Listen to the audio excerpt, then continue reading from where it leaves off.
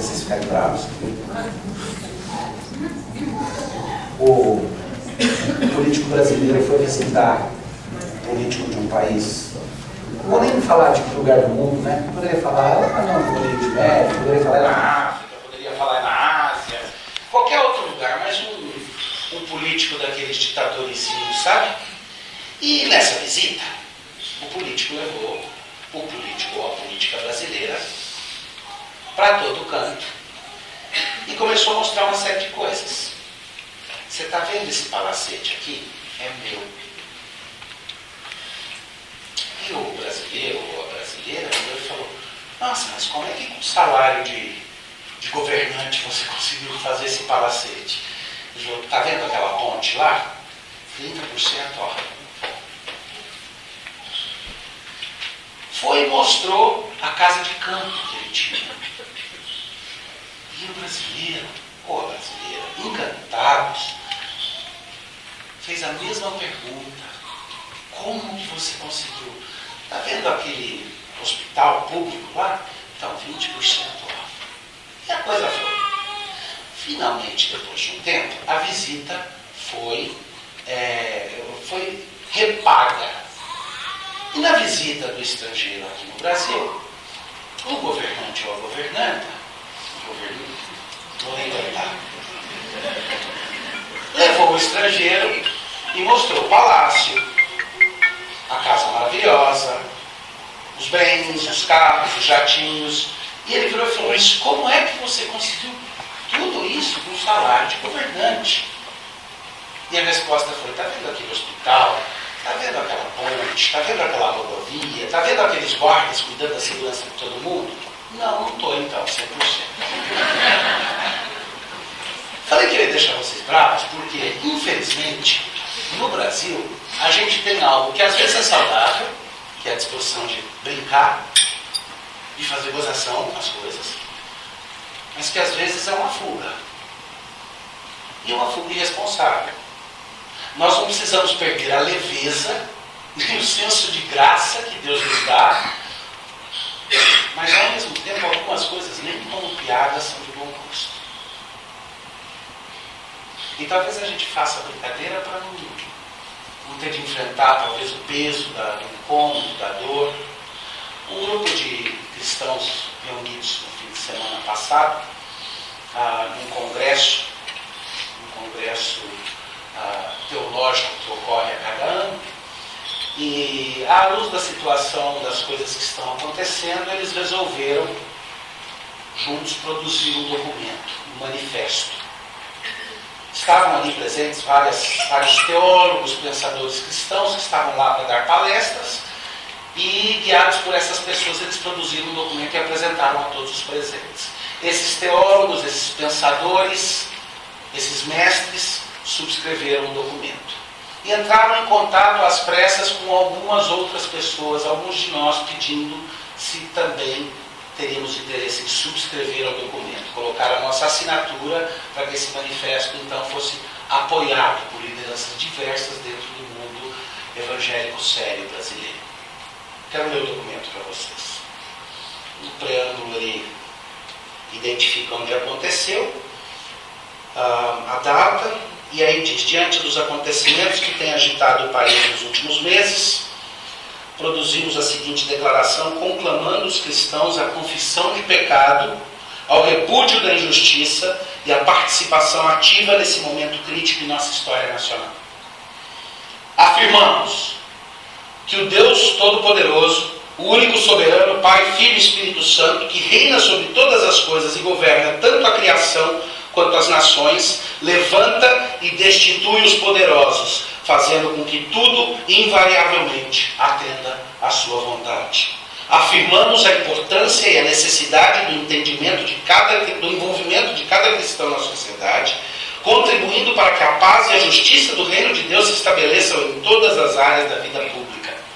Afirmamos que a Igreja Cristã, quando permanece fiel à sua missão, que consiste na pregação das Escrituras, na administração correta do batismo e da ceia, capacita cristãos a servirem a viúva, o órfão, o estrangeiro, o pobre e o que sofre violência.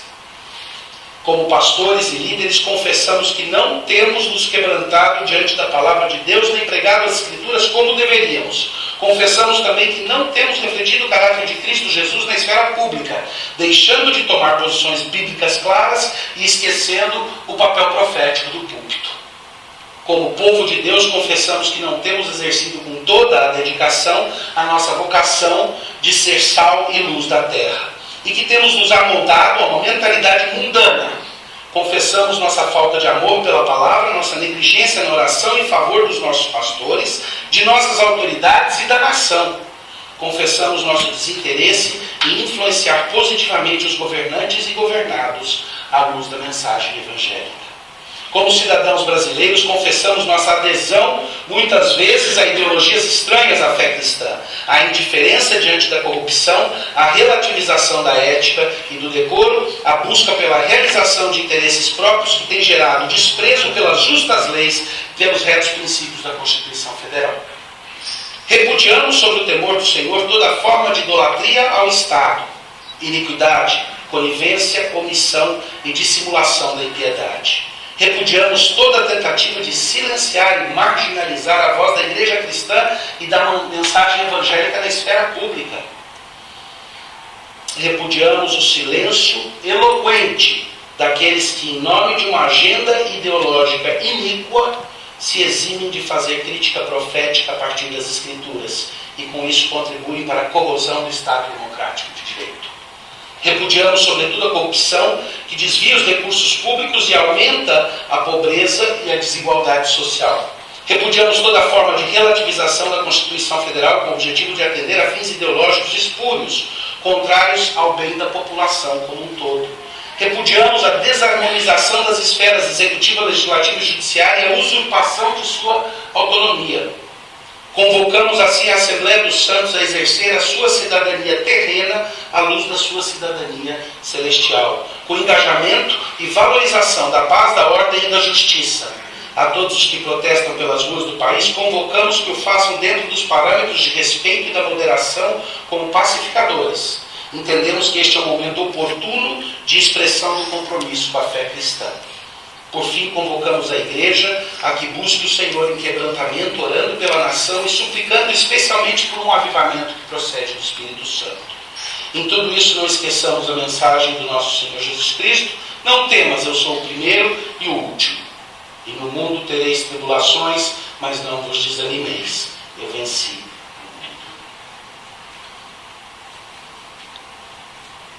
E eu confesso que, ao ler cuidadosamente, antes de subscrever meu nome, prestei bastante atenção em cada um dos termos, porque a declaração é forte. Porque o aspecto de confissão não pode ser barato para nós, mas o aspecto de ira justa que está presente aí precisa ser fundamentado cuidadosamente. Existe tempo de irar-se? Deixa eu ler para vocês o que Eclesiastes 3 diz. Não é o meu texto, mas eu quero antes que vocês escutem isso. Tudo tem o seu tempo determinado, e há tempo para todo propósito debaixo do céu. Há tempo de nascer e tempo de morrer. Tempo de plantar e tempo de arrancar o que se plantou. Tempo de matar e tempo de curar. Tempo de derribar e tempo de edificar. Tempo de chorar e tempo de rir. Tempo de prantear e tempo de saltar de alegria. Tempo de espalhar pedras e tempo de ajuntar pedras. Tempo de abraçar e tempo de afastar-se de abraçar.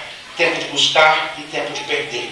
Tempo de guardar e tempo de deitar fora. Tempo de rasgar e tempo de coser. Tempo de estar calado e tempo de falar.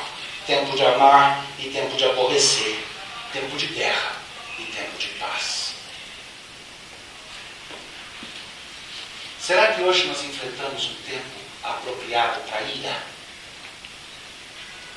Eu creio que sim. Eu creio que no livro dos Salmos nós encontramos alguns salmos. Eles são geralmente chamados de salmos imprecatórios. Às vezes as pessoas até brincam, né? Será que está na hora de começar a usar os salmos imprecatórios? Porque eles são aqueles que dizem: Senhor, destrói os teus inimigos, joga no chão, pisa em cima e esmaga. E muitas vezes a gente quer usar um salmo imprecatório para lutar não pela justiça de Deus, mas pelo nosso senso de autojustiça. E talvez por isso, muitas vezes, nós falhamos em entender que eles têm o seu lugar e o seu propósito. A Bíblia fala bastante sobre ira. A Bíblia fala com toda clareza. Por exemplo, irai-vos e não pequeis. Consultai no travesseiro o coração e sossegai. Está no livro de Salmos, Salmo 4, verso 4, capítulo 4, Salmo 4, verso 4. Interessante, né? Irai-vos e não pequeis. Consulta no travesseiro o seu coração e sossega.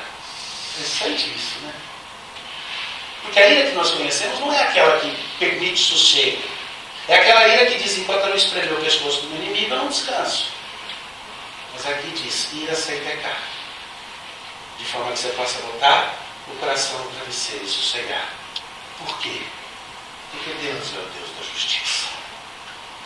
Já em Efésios, também no capítulo 4, diz, irai-vos e não pequeis. Não se põe o sol sobre a vossa ira, nem deis lugar ao diabo.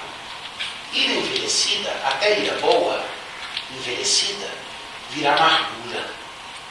E a amargura é algo completamente contrário ao fruto do Espírito Santo. Então Paulo diz com toda clareza, irai-vos e não pequeis. Repetindo o que foi dito pelos lábios de Davi. E aí ele diz, não se põe o sol sobre a vossa ira, não dê lugar ao diabo. Tiago acrescenta mais um elemento. Ele diz, Tiago, capítulo 1, verso 20, porque a ira do homem não produz a justiça de Deus. Como é que eu vou entender o que significa tempo de irar-se?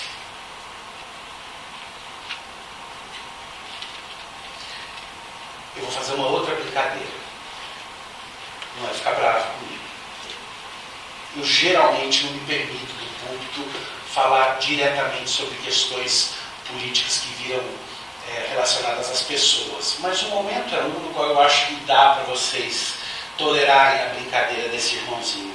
Eu precisava falar para vocês e ler esses 3 versos. E muitas vezes me ajuda quando eu preparo as notinhas do meu sermão, que geralmente são o texto bíblico e o destrinchar desse texto simplesmente, ajuda a colocar um desenho aqui e a colar. Como eu fiz isso daí com cuidado e coloquei os desenhos, eles são para mim, eu não projeto lá. Mas esse eu vou mostrar para vocês. A pergunta, é tempo de ira? Vocês querem ver o retrato que está aqui?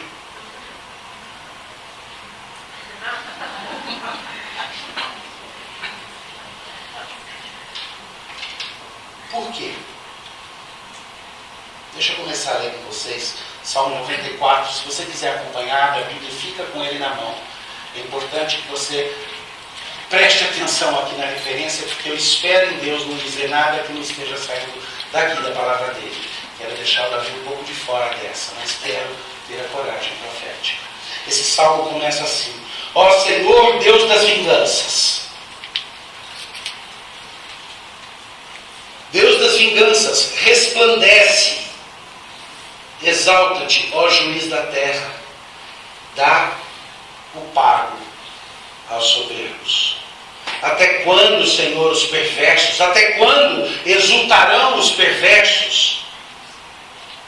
Proferem impiedades e falam coisas duras. Vangloriam-se os que praticam a iniquidade. Esmagam o teu povo, Senhor, e oprimem a tua herança. Matam a viúva e o estrangeiro, e aos órfãos assassinam.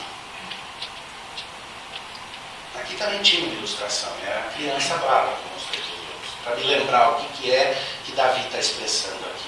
E é interessante que as palavras dele, se a gente souber trazer para o nosso momento, elas são as palavras que dizem assim: aquela pessoa que ao lesar o erário faz com que desapareça o dinheiro que era para cuidar do pobre, do órfão, da viúva. É aquela pessoa que profere as suas declarações megalomaníacas contra Deus. Mas eu não estou bravo por causa da questão política. Eu quero deixar que a ira santa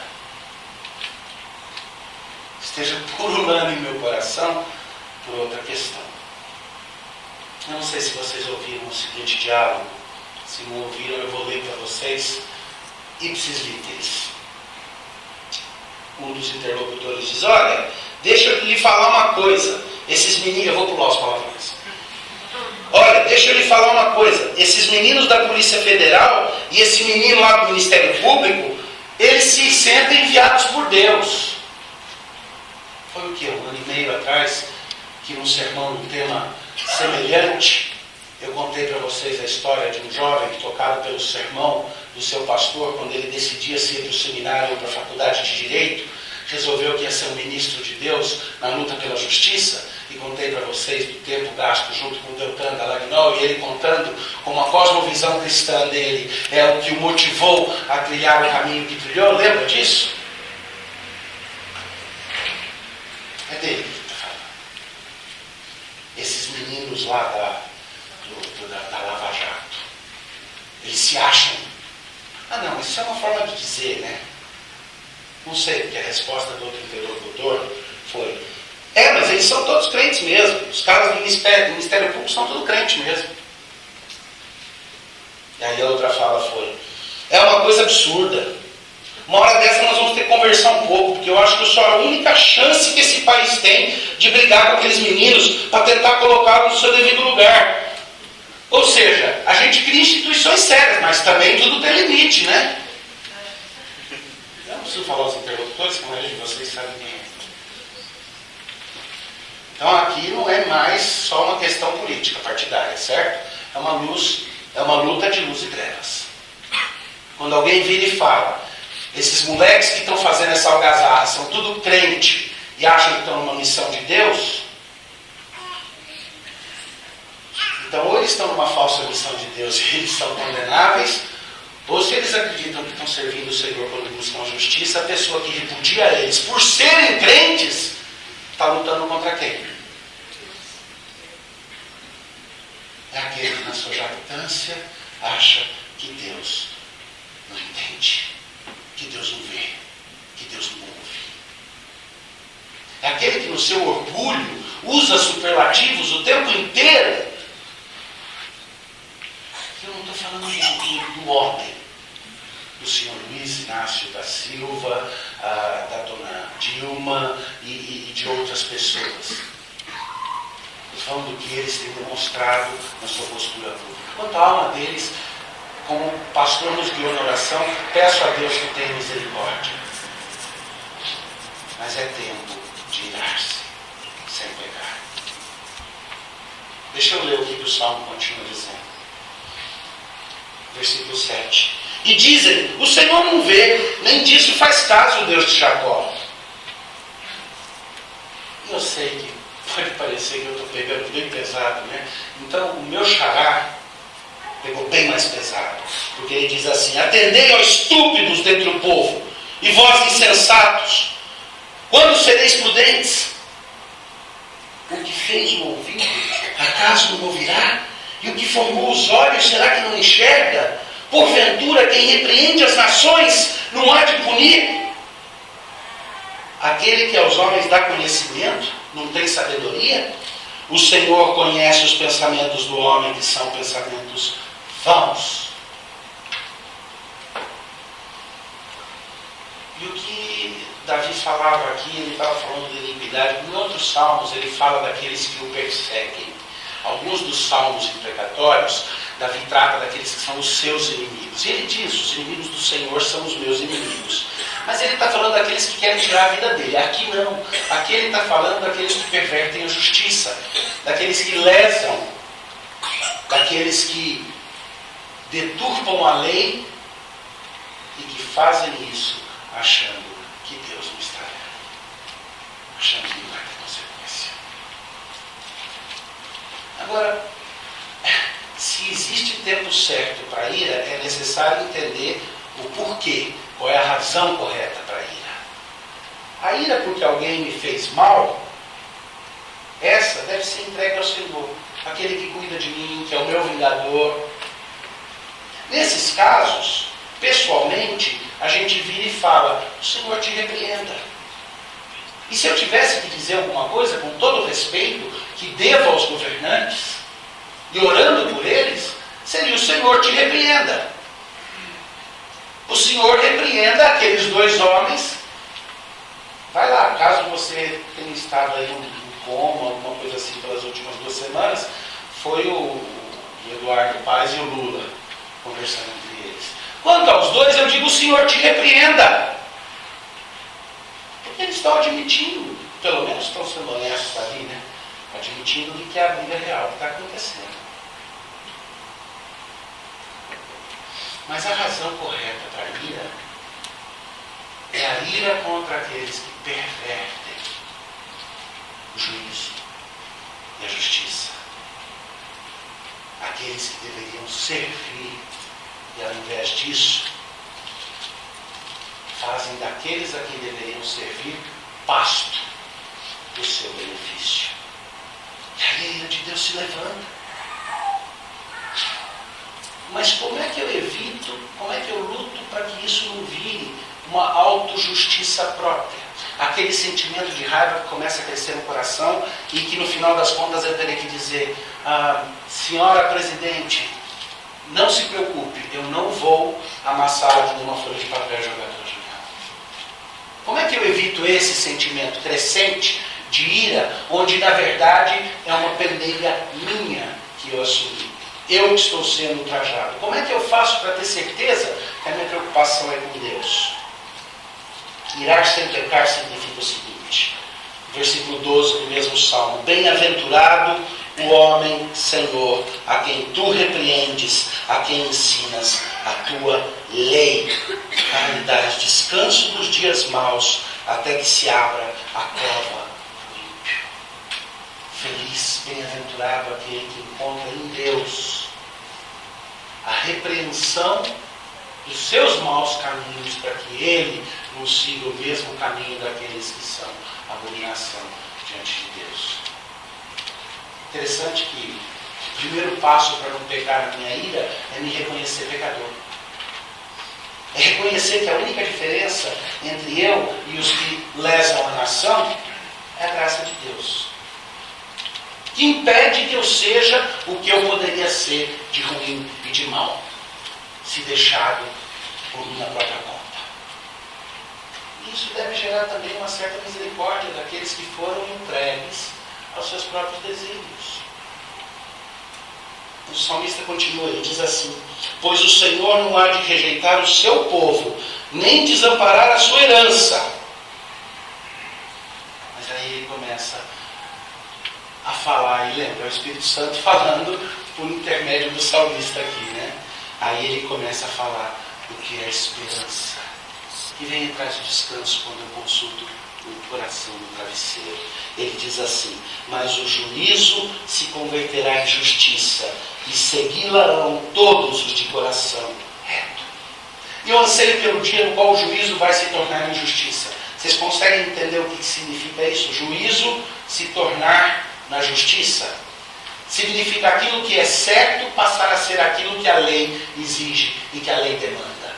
Significa que a lei passa então não a ser o escudo para esconder a ação má dos maus, mas a lei passa a ser o reflexo dos justos juízos de Deus.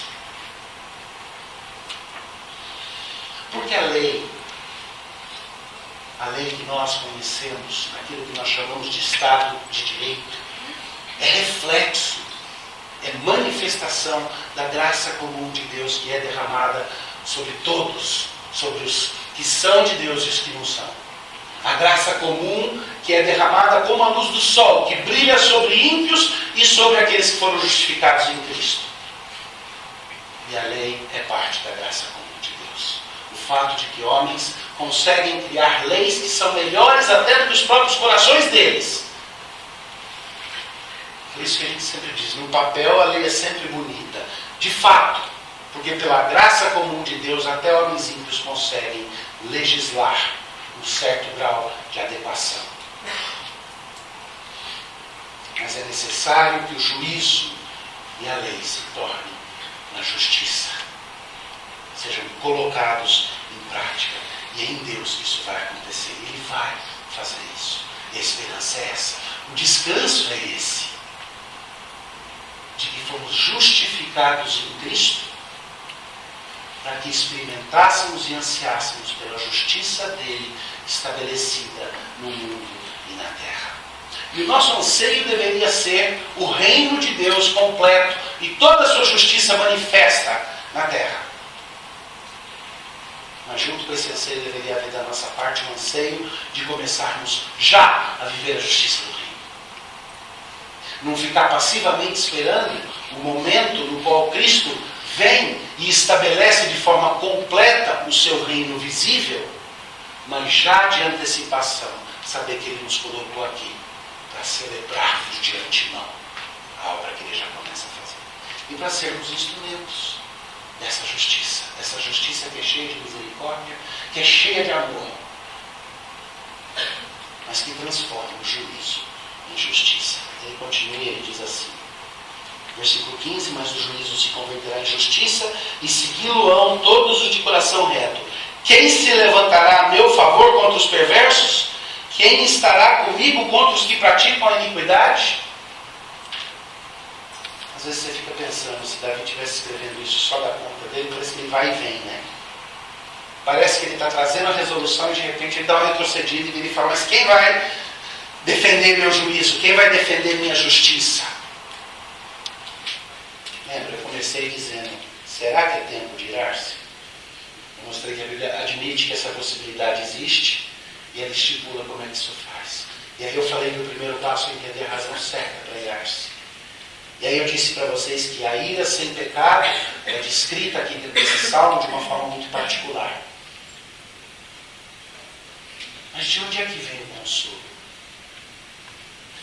Porque Davi não para e ele diz assim, se não for o auxílio do Senhor, já minha alma estaria na região do silêncio.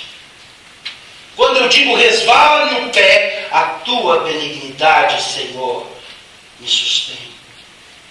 Nos muitos cuidados que dentro de mim se multiplicam, as tuas consolações me alegram a alma. Tem dois jeitos de olhar para esse momento que nós estamos vivendo no país. Lastimar ou pensar na oportunidade que Deus nos está dando de nos arrependermos da passividade com a qual nós enfrentamos tanta coisa até agora e dizermos, Senhor, eu quero estar engajado na luta pelo teu reino, na construção de uma nação melhor e mais justa. Eu quero que a minha cidadania celeste seja vivida desde já na minha cidadania terrena. Não é algo à parte do Evangelho, é o Evangelho vivido já, justificados em Cristo, nos tornando instrumentos da verdadeira justiça, que é a justiça dele. Não da autojustiça, aquela coisa que é somente ira, mas sim da ira santa que diz, até quando, Senhor, o juízo vai ser pervertido? Até quando, Senhor? Mas como é que se faz isso? Como é que funciona a justiça de Deus? Versículo 20 em diante diz assim, pode acaso associar-se contigo no trono da iniquidade, o qual forja o mal, tendo uma lei por pretexto? Presta bem atenção nisso. O qual forja o mal, tendo uma lei por pretexto.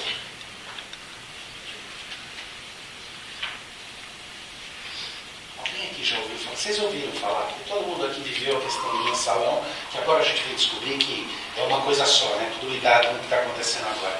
Mas vocês se lembram daquele tal do instrumento jurídico do habeas corpus preventivo? Uma certa pessoa disse uma vez, esse é o tipo de coisa que me parece que só ajuda quem já deve. Para que serviria isso para alguém que já não tivesse com a culpa no cartório? Mas virou como a lei, como um pretexto para encobrir o mal que é feito.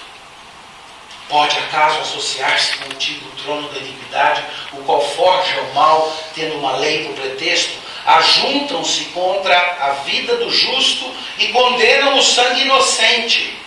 Mas o Senhor é que é o meu baluarte, e meu Deus, o rochedo em quem me abrigo.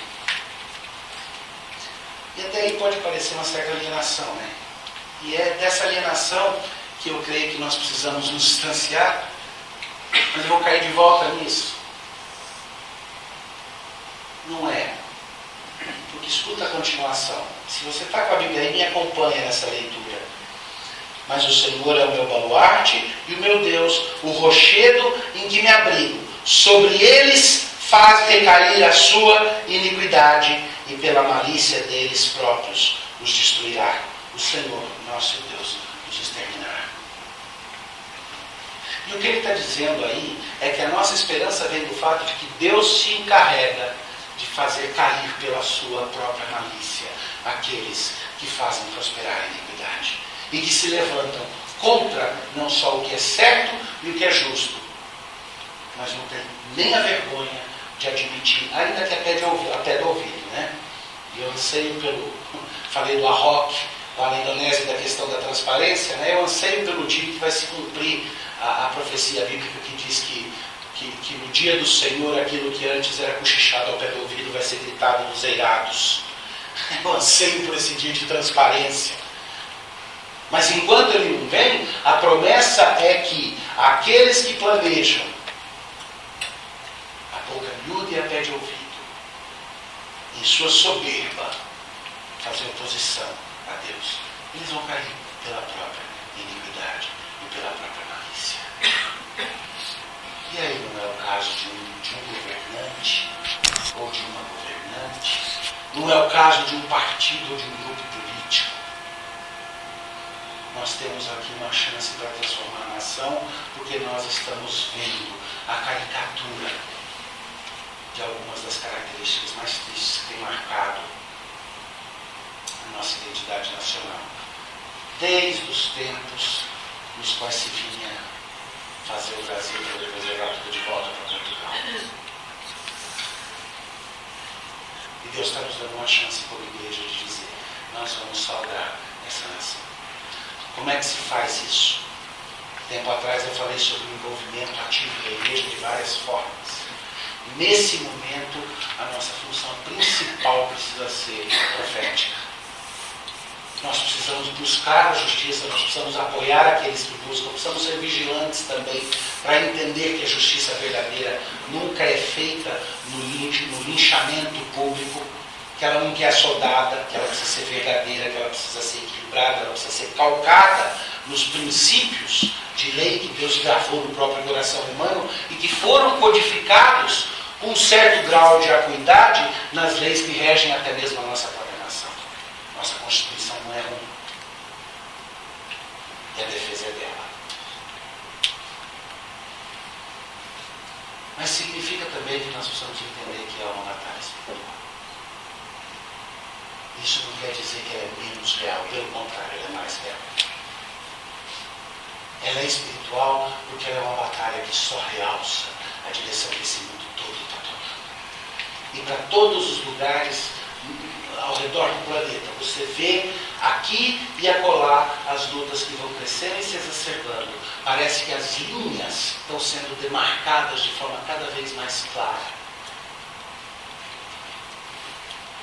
E você vê as situações onde a igreja tem tido um efeito salgador, onde ela tem mostrado, às vezes, escrito com a tinta indelével do sangue dos mártires. Hoje, em alguns lugares do mundo. Em outros, com a luta daqueles que entenderam que a sua missão era salgar a sociedade, ter a mensagem do Evangelho proclamada, a salvação em Cristo proclamada e aplicada em todas as esferas da vida. Porque Ele é Senhor em todas as esferas da vida. Mas de uma forma ou de outra, o desafio que nos é colocado por Deus é como Davi, que começa dizendo: Senhor, até quando o juízo vai ser pervertido? Eu só descanso e tenho consolo porque sei que o Senhor não vai deixar isso permanecer para sempre. Mas quem é que vai vir em nosso socorro? E aí de novo ele volta para a posição de dizer: é o Senhor Deus que vai fazer isso. Mas é importante isso, que haja da nossa parte o ultraje contra aquilo que é errado, a proteção daquilo que é correto, que nós entendamos que o silêncio daqueles que se acham justos os torna tão injustos quanto aqueles que cometem as maiores torpezas. É preciso que, como igreja, a mensagem do Evangelho fale em nossas ações.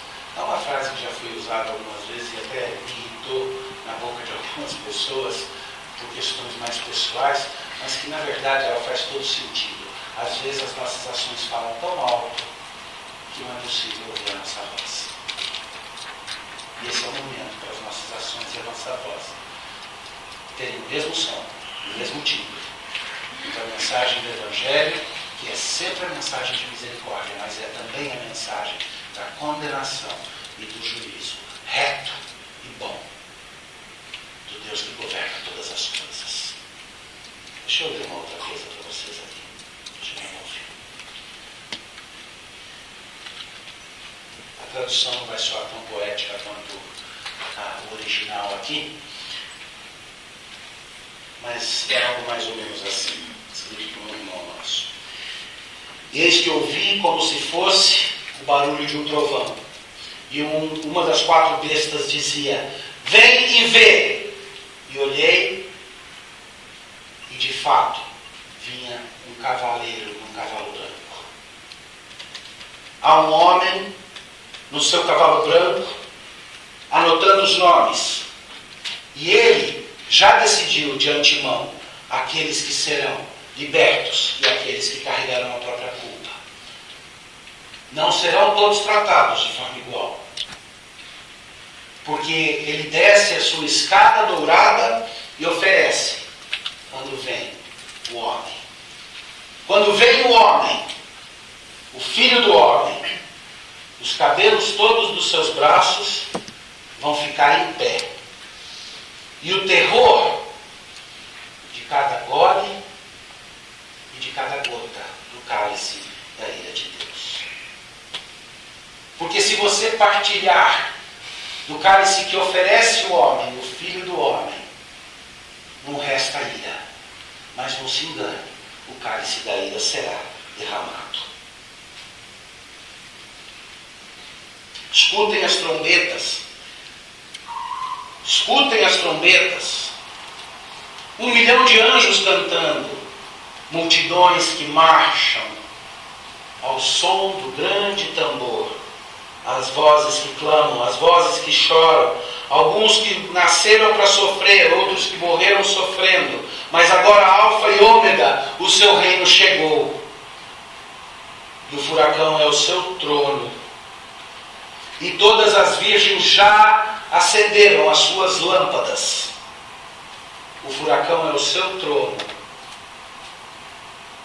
Não adianta lutar contra o Senhor. Até que venha o Armagedon, não vai haver Shalom, não vai haver o Shalom. Mas quando o Pai chamar aqueles que são os seus, chamar os seus pequenos franguinhos para casa e abrigá-los debaixo de suas asas, então todos os homens verdadeiramente sábios se curvarão e depositarão aos seus pés as suas coroas douradas. Aquele que é injusto, continue praticando a sua injustiça. Aquele que é justo, então que seja justo no Filho do Homem. Aquele que é imundo, continue sendo imundo. Mas escute as palavras que já foram escritas há muito tempo. É somente no sangue do Filho do Homem. Escute as trombetas. 1 milhão de anjos cantando, as multidões marchando ao som do grande tambor e as vozes chamando. É o Alfa e o Ômega no seu reino. Essa é a esperança final. Ele vem, ele vai voltar. E esse mundo todo vai ver a justiça de Deus estabelecida. O juízo vai correr como os rios. E o conhecimento da glória de Deus vai cobrir toda a terra como as águas cobrem o mar. Vão ficar sentados esperando chegar essa hora e perder a oportunidade de começar a vivenciar essa esperança, que a gente chama de esperança escatológica, a esperança do movimento, e perder a oportunidade de começar a vivenciar isso já. Não, para mim, o meu consolo e a minha bandeira é começar esse reino já. Porque tão certo quanto eu estou aqui, eu sei que esse dia vai chegar. Enquanto ele não vem, o desafio é viver pela fé. Aqui onde Deus me plantou, no Brasil, nessa república que nós vivemos. No contexto do meu trabalho, no contexto da minha igreja, no contexto da minha família. Desde já. Essa é a ira de acordo com Deus. Essa é a ira que não é pecado. Essa é que produz fruto doce, de justiça, de beleza.